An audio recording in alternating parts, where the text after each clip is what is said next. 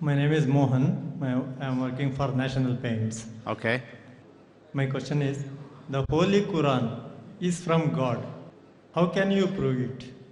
All right. Thank you. Brother asked me the question that how can you prove that the glorious Quran is from Almighty God? Brother, I've given a lecture, Is the Quran God's Word? Which is about approximately 2 hours lecture. For the question and answer session for another 1.5, 2 hours. We don't intend doing here. But surely I would ask one of the volunteers to give you that DVD, Is the Quran God's Word? Because even if I have to give in short, the answer will take at least 15, 20 minutes. Not that I'm running away from the answer. Okay, fine. At least in a few minutes, I'll just try. The time is short, that is the only thing. Suppose and ask this question to an atheist and even to a person who does not believe in the Quran, that suppose there is an object which is given to you who no one in the world has ever seen before and is brought in front of you and ask the question, who will be the first person who will be able to tell you the mechanism of this object who no one in the world has seen? As I'm asking the question, suppose there is something which is brought in front of you. There's an equipment who no one in the world has seen before. And if I ask you the question, who will be the first person who will tell you the mechanism of this new object? Who? Creator, very good. Some will say creator, some will say manufacturer, some will say producer, some will say inventor. Whatever it is, keep it in your mind. Now ask your next question. That's how did our universe come into existence? The person who has knowledge will tell us that first our universe was one primary nebula. Then there was a secondary separation, then the Big Bang, which gave rise to galaxies, the stars, the sun, and the planet Earth on which we live. When did you come to know? He will tell you we came to know about 35 years back, 40 years back, Big Bang. Now this thing is mentioned in the Quran 1400 years ago in Surah Anbiya, chapter number 21, verse number 30, where it's mentioned, Avalam yaral lazina kafru. Do not the unbelievers see anna samawati wal arda kanat ratkan fasaknahuma, that the heavens and the earth were joined together and we clove them asunder. This Big Bang we're talking about is mentioned in the Quran in a nutshell 1400 years ago. Some will say, maybe it's a fluke. No problem, don't argue with it. I ask the next question. What is the shape of the earth? So the person will tell me that the shape of the earth is spherical. When I ask the question, when did you come to know?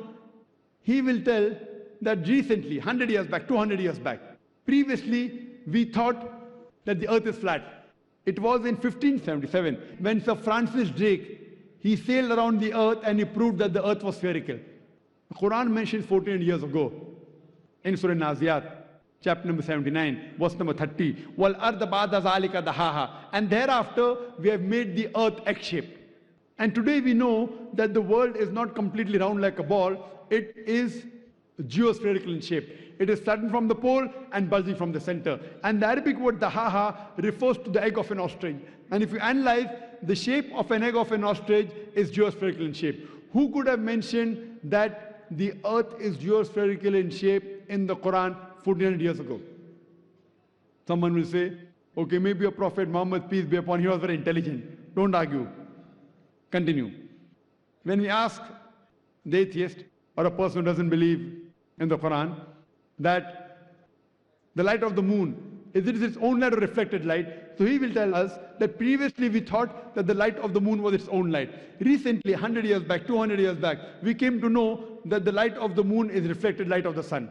The Quran mentions in Surah Furqan, chapter 25, verse 61, that the light of the moon is borrowed light. It's described as munir or nur, borrowed light or reflected light. Who could have mentioned this in the Quran 14 years ago? When I was in school, I had learned that the earth and the moon, they revolved and they rotated. But the sun was stationary. It did not rotate about its own axis. Quran mentions in Surah Anbiya, chapter 21, verse number 33, Huwa alladhi khalaqa al-layla wan-nahara. It is Allah who has created the night and the day. Wash-shamsa wal-qamar, the sun and the moon. Kullun fi falaki yasbahun. Each one traveling in orbit with its own motion. The Quran says the sun and the moon, besides revolving, they're also rotating about their own axis.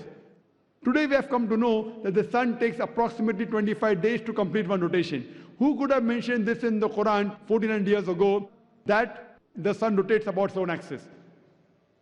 Furthermore, recently we came to know that the universe is expanding. It was Edwin Hubble who mentioned this. Quran mentions 14 years ago in Surah Dariyat, chapter 51, verse 47, that the universe is expanding.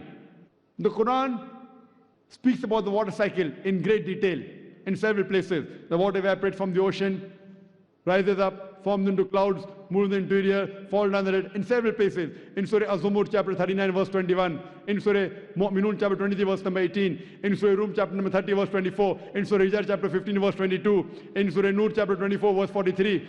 I can go on and quoting only the references of the water cycle in the Quran. Who could have mentioned this? We came to know recently in our school, we are taught that Bernard Palissy was the first person who described the water cycle in 1580, which is mentioned in the Quran 14 years ago. Who could have mentioned this earlier? Now there'll be a big pause. I can go on. We did not know that the plants are sexes. Quran mentions 14 years ago in Surah Taha, chapter 20, verse 53, that the plants have sexes, male and female. Recently we have come to know that the two types of water, salt and sweet, and there is a barrier between them which cannot be trespassed. It's mentioned in the Quran in Surah Rahman, chapter 55, verse number 19 and 20. It's also mentioned in Surah Furqan, chapter 25, verse 53 about the same thing. The Quran speaks about embryology. The Quran speaks about medicine. The Quran speaks about genetics. I can go on and give a lecture of ours together. Who could have mentioned this 14 years ago? Brother, who could have mentioned that? What's the answer? Who? Creator, manufacturer, inventor, producer. This creator, this manufacturer, this inventor, we Muslims call as Allah, which you call as God. So this Quran can be proved scientifically that the word of God. Because Quran, the word of God, is far superior to science. Today, science is the yardstick for many of them. I'm not trying to take the help of science. I'm using your yardstick, science, along with my yardstick, the Quran, which is far superior, and I'm trying to prove to you what your yardstick has mentioned today, Quran has mentioned 14 years ago. So with the help of your yardstick, the science, I'm trying to prove to the non-Muslims that the Quran is the last and final revelation of Almighty God, who we call as Allah. For more details, refer to my video cassette, Is the Quran God's Word?, in which various ways I've proved that Quran is the word of God. Hope that answers the question. Thank you so much.